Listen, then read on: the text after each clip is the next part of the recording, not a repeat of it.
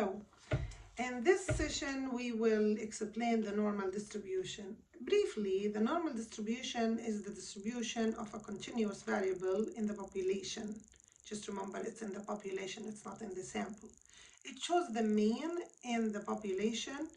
For example, if we want to know the average blood sugar or fasting blood sugar and standard deviation for a US population, what range that 95% of the normal population have, from its name, it's normal distribution. So we want to know what is the range that is considered normal for 95% of the population or the normal population. What is considered abnormal also. So the idea of the normal distribution is that all the population values of continuous variable are centered around the mean. And 95% of the population values are located within two standard deviation from the mean and the two extremes on the right and the left side from the mean. So 95% are within two standard deviation minus two standard deviation and a plus two standard deviation from the mean. Just to remind you, with the standard deviation, it's the distance of the observations from their mean. So the normal distribution is a bell curve that represent the population readings. Just to remember, it's a tent. It looks like this, and all the population live under this tent. And this tent is centered at mu, which is a notation that we are learning today.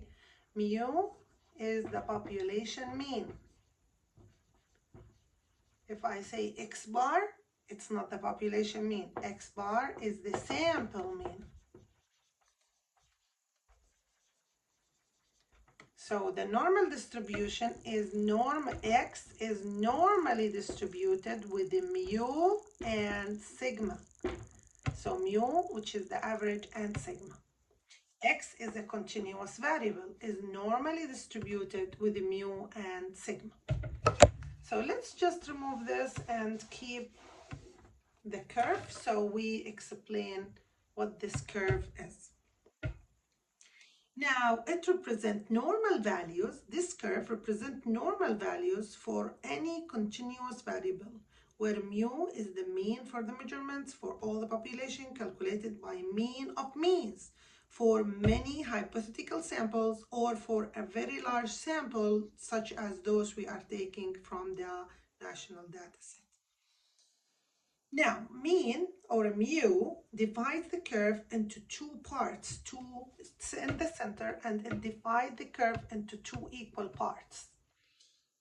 Those parts represent the probability that the population, what is the probability in the population, or the population have certain reading on this line. Those distances are within mu plus 1 sigma, mu plus 2 sigmas, and mu plus 3 sigmas. Mu minus 1 sigma, mu minus 2 sigma, and mu minus 3 sigmas. And as we said, that what is considered normal is between 2 sigmas from the mean. All those readings, let's say the reading is 80 and the standard, let's say mu is equal to 80 and the standard deviation, which is sigma, is equal to 10. So within 2 sigmas, then we have 80, 90, and 100. So 100 is at 2 sigma and 90 as 1 sigma. And between minus 2 sigmas is going to be 60 and 1 sigma is 70. So we say like 95% of the population, this is one of the rules of the normal distribution though, between the two standard deviation from the mean, this is one standard deviation and one standard deviation, two standard deviation, and three standard deviation. I'm gonna change the color so we can show more. Between one standard, this is mu, and between one standard deviation, then we will have this part, where 68% of the population readings are. So we can say 68% of the population have fasting blood sugar between 70 and 90. Now the second rule is between two standard deviation, which is most of the population is 95%, most of the normal, and beyond that is considered abnormal. So between two standard deviation from the mean, two standard deviation from here to here, so we have 95% of the population. And we have another one, which is between 3 standard deviation minus 3 and plus 3 standard deviation. We have 99.7% of the population. And we need to memorize those probabilities.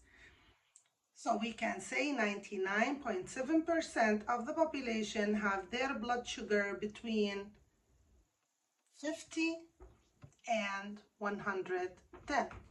Remember, we are adding 10 every time because we are adding 3 sigmas, and we are subtracting 10 every time because we are subtracting 1 sigma at like 1 sigma, 2 sigma, and 3 sigmas.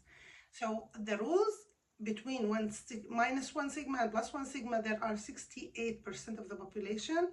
Between minus 2 sigma and plus 2 sigma, there are 95% of the population. And between minus 3 sigmas and plus 3 sigmas, there are 99.7% of the population. So basically, what is within the 95%, which is 2 standard deviation, is considered normal. So anything beyond this area, I'm going to change the color again.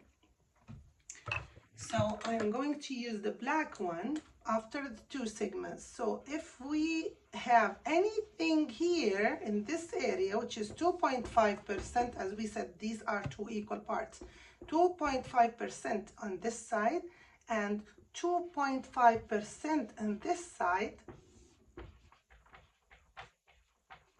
this is considered abnormal. This is abnormal blood sugar, abnormally high, and this is abnormally low.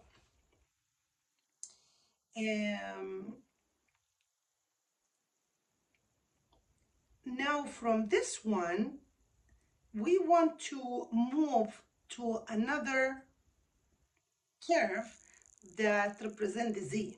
So what is the difference? There is no difference at all between the normal curve and the Z curve. The Z curve is a normal curve, but instead of putting numbers on the line, we just put the Z's. So the Z is exactly as the standard deviation, but it was calculated with the density function formula.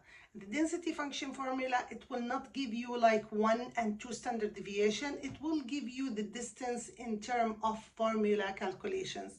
So that's why it's going to be close to the number, but not exactly the number. So at 1 standard deviation from the mean, you will not get 1 exactly. It's going to be point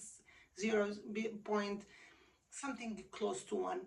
And at 2, for example, you're going to get 1.96. So it's not going to be exactly 2 standard deviation from the mean. It's going to be like a number that is close to that. So this is a Z line.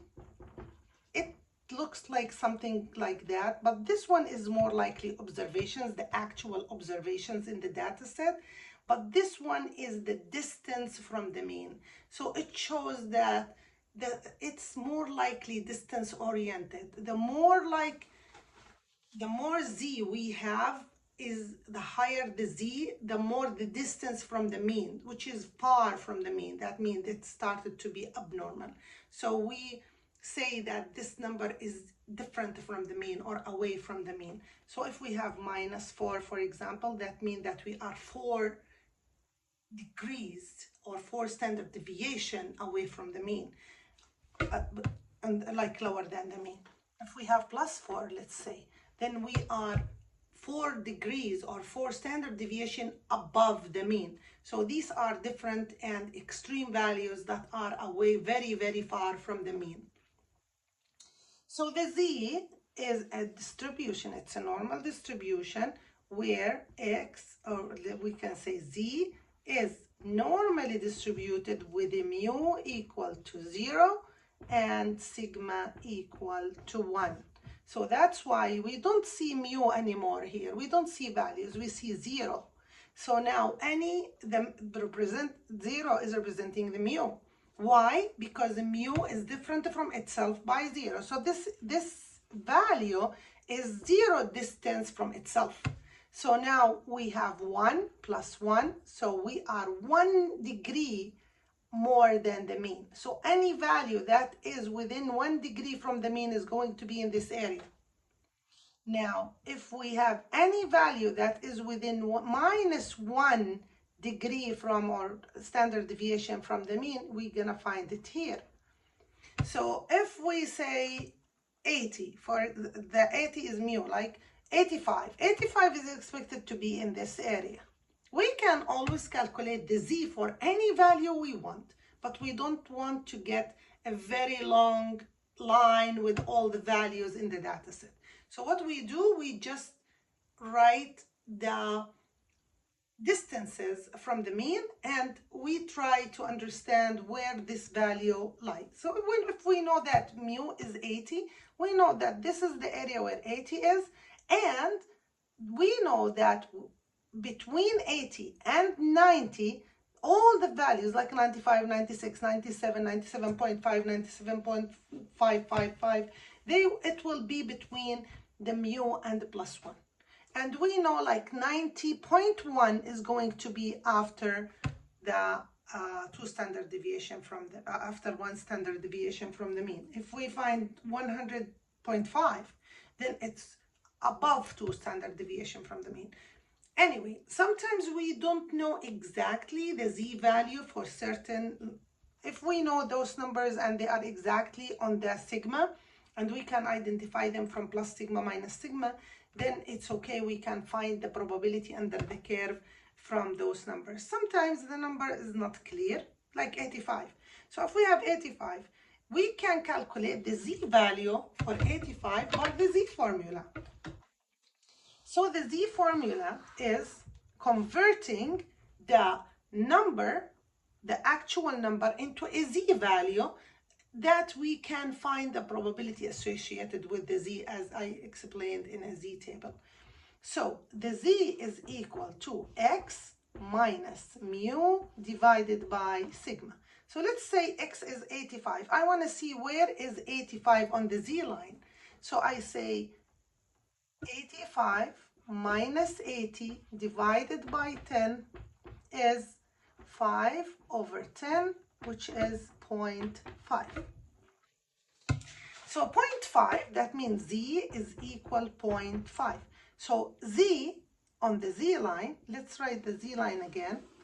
This is 0 under mu, and this is 1, and this is 2, and this is 3. So when I say 0.5, it's positive, then it's here in the middle. I can guess that it's half of the distance of the 68%, right? So we said 68% is from here to here.